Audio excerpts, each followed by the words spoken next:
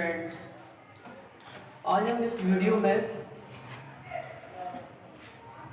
Corona virus के ऊपर लेकर वीडियो बनाने जा रहे हैं। ठीक है, तो मेरा पहली बात तो मैं ये बताऊंगा आपको, मैं ये आप लोग सबको पता होगा कि कोरोना वायरस की कोई भी दवा या वैक्सीन अभी तक नहीं बनी है। ठीक है, हम लोग अभी जिस स्टेज में जी रहे हैं कोरोना वायरस से, ठीक है, वो स्टेज आपकी सेकंड स्टेज होती है। ठीक है, और ये फैलता तो आपको पता ही कैसे फैलता, किसी का आपने छींक दिया, ठीक है, तो उसके आपके जो वायरस के सिम्टम्स हैं तो वो एक मीटर तक जाते हैं। 1 मीटर के बाद नीचे फिर आपके ड्रॉप हो जाते हैं वो वायरस के सिम्टम्स। ठीक है, या आपने किसी को हक करा या आपने हाथ मिलाया, अगर उसके हाथ में वायरस होगा, ठीक है, आपने ढंग से हैंड वॉश नहीं किया तो वो आपने नाक में हाथ लगाया या आपने आँख में हाथ लगाया तो वो नाक, कान और मुँह के से रास्ते आपके जो लंग्स होते हैं उसमें पहुंच जाते हैं। ठीक है, पहुंचने के बाद वो बहुत ज़्यादा इफेक्ट करते हैं वो वायरस। ठीक है, जिसमें आपके एसिम्प्टोमेटिक्स वायरस होते हैं तो वो आपके मालूम नहीं पड़ती। जैसे अभी मैं हूँ, सपोज दैट मैं हूँ, ठीक है, मुझ में अगर मान लीजिए मैं अगर कोरोना पॉजिटिव पाया जाता हूँ तो मुझ में मतलब मैं जैसे हाथ लोगों से मिल रहा हूँ तो मुझ में ये जो सिम्टम्स होते हैं उसमें कोई भी, जैसे आपका नॉर्मल इंसान जैसे सोता है वैसे ही सोएगा। ठीक है, जो आप जैसे जागता है वैसे ही जागेगा। ठीक है, तो उस पर कोई इफेक्ट नहीं पड़ेगा। मेन चीज़ है आपको एक दो चीज़ों पे सरकार को ध्यान देना चाहिए, एक होता है ट्रेसिंग और एक होता है आपका टेस्टिंग। ठीक है, अगर इन दो चीज़ों ने अगर फॉलो कर लिया तो ये जो कोरोना वायरस का फैलाव जो फैल रहा है ना उसको आपको कंट्रोल कर सकते हैं हम। एक चीज़ तो फायदेमंद हो रही है ट्रेसिंग, ठीक है, टेस्टिंग नहीं हो रही है। टेस्टिंग का बड़ा लोचा है इंडिया में। तो मेरा मानना ये है, आप अगर ट्रेसिंग इतनी बेटर ना करके अगर टेस्टिंग पे आप गौर देंगे, ठीक है, तो आप इसको जल्द से जल्द काबू कर सकते हैं। अब हम बात करेंगे ये फैलने का, मैंने बता दिया इसके रोकथाम के बारे में। वैसे इस वायरस की कोई भी दवा या कोई भी वैक्सीन नहीं बनी है। इसको केवल आपकी जो इम्यूनिटी सिस्टम है उससे आप इससे लड़ सकते हैं। ठीक है, मार नहीं सकते इसको, हम वायरस को हम इससे लड़ सकते हैं। मेरी बातों का ध्यान देना आप। तो आप प्रतिदिन योगा करेंगे, ठीक है, प्रतिदिन आपका सूर्य नमस्कार करेंगे, प्रतिदिन आपका व्यायाम करेंगे, ठीक है, फिजिकल एक्टिविटी करेंगे अपने घर पर ही, तो इससे हम लड़ सकते हैं हम। ठीक है, और इम्यूनिटी बढ़ाने के लिए, ठीक है, उसका एक बेस्ट है आपका लहसुन। लहसुन आप शहद में लें, ठीक है, और अपना जवान पे लेकर आप उसका राल हल्का हल्का खाएं। अगर किसी की बॉडी ज़्यादा हीट करती है या किसी का आपका ब्लड प्रेशर हाई रहता है तो आप उस लहसुन इस तरह ना खाएं कि आप, मैंने बता दिया तो आप खाना स्टार्ट कर दें।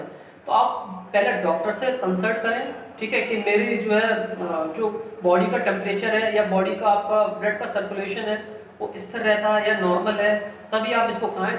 लहसुन बहुत फायदेमंद है बॉडी की इम्यूनिटी के लिए।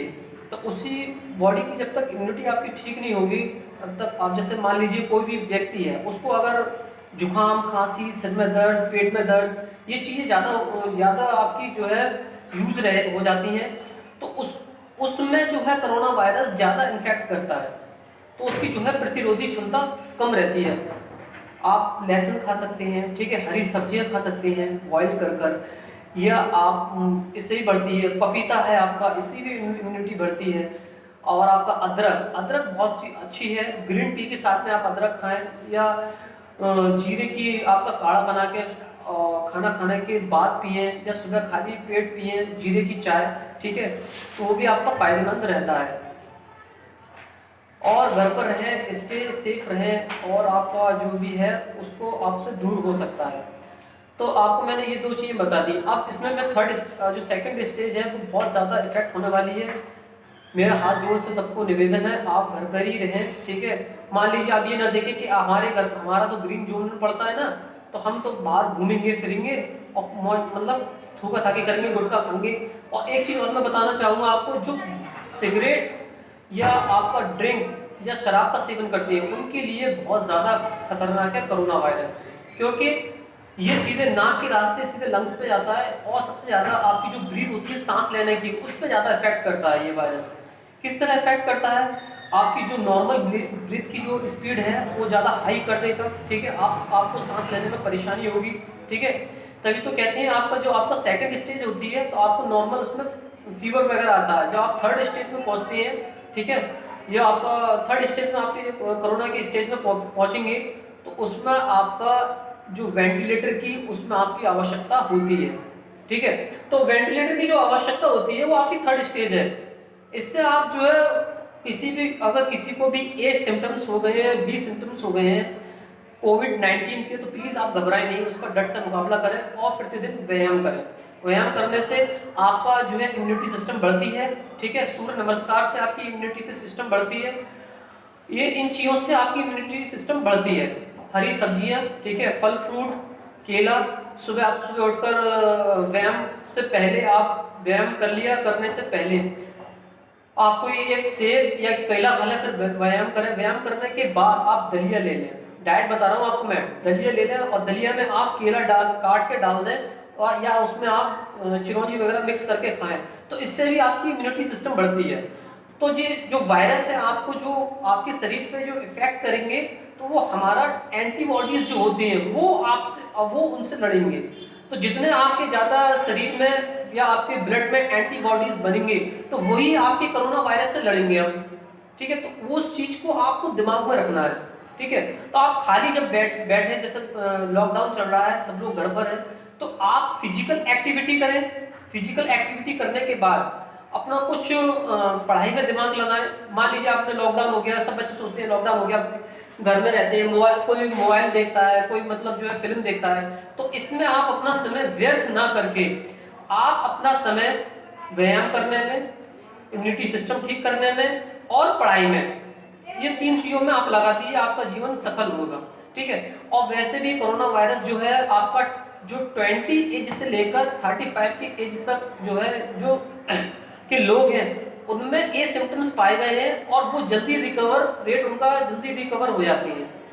जिसको आपको, जैसे आपका जो वृद्ध अवस्था से है, जिसकी 45 साल से ऊपर है, 60 साल की है, तो उनमें जो है अगर कोई भी जैसे हैजा है, ठीक है, या उसकी किडनी में कोई प्रॉब्लम है या उनके लंग्स खराब हो गए हैं, तो उनको पहले से अगर कोई प्रॉब्लम है बॉडी में तो उन पे ज़्यादा इफेक्ट करेगा। तो उसमें आपकी पहले से एक बीमारी थी, फिर उसमें आपकी 2 बीमारी हो गई, 2 बीमारी हो गई, तो इसका मतलब है तो उसमें ज़्यादा इफेक्ट करेगा आपका कोरोना वायरस, उसमें आपका बचने के चांसेस कम रहते हैं।